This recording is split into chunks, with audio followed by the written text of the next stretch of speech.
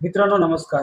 बोला की भाऊ या यूट्यूब चॅनलवर आपलं सर्वांचं स्वागत आहे. आज आपण जो विषय घेतला आहे, अनेक यूट्यूबवर आपण बघत असतो, की देशामध्ये केंद्र सरकारने काय केलं, राज्य सरकारने काय केलं.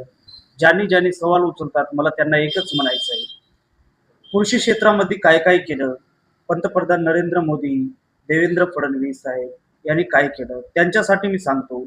कधी तुम्ही योजना भरले नसेल तर ही योजना त्यांनी राबवली. कृषी आणि शेतकरी योजना यांच्यासाठी बघा, प्रधानमंत्री किसान सन्मान निधी योजना, प्रधानमंत्री फसल विमा योजना, प्रधानमंत्री कृषी सिंचाई योजना, सोइल हेल्थ कार्ड स्कीम योजना, कृषी विकास योजना.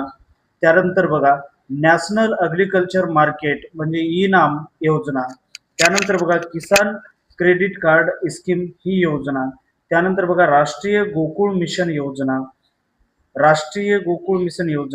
त्यानंतर बघा, नॅशनल लिव्हस्टॉक मिशन योजना. त्यानंतर जर आपण बघितलं, प्रधानमंत्री मत्स्य संपदा योजना. त्यानंतर आपण बघा, mission for integrated development of horticulture योजना. त्यानंतर बघा, सब मिशन ऑन अग्रिकल्चर मेका मेकोनायझेशन योजना.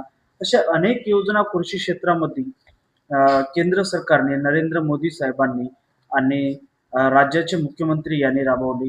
तरी लोक त्यांच्यावर सवाल करतात, अरे एकूण 13 योजना आहे कृषी विभागामध्ये केंद्र सरकारमार्फत, तुम्ही या योजनेचा लाभ घ्या ना. सरकारने खूप काही केलं आहे आणि करत सुद्धा आहे. तुम्ही फक्त लाभ घ्या.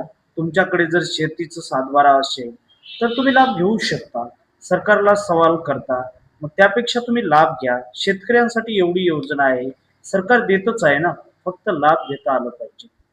आजचं माझं सांगायचं उद्देश एवढंच आहे, फक्त तुम्ही लाभ घ्या. सरकार देण्यासाठीच बसलाय, तुम्ही लाभ घ्या.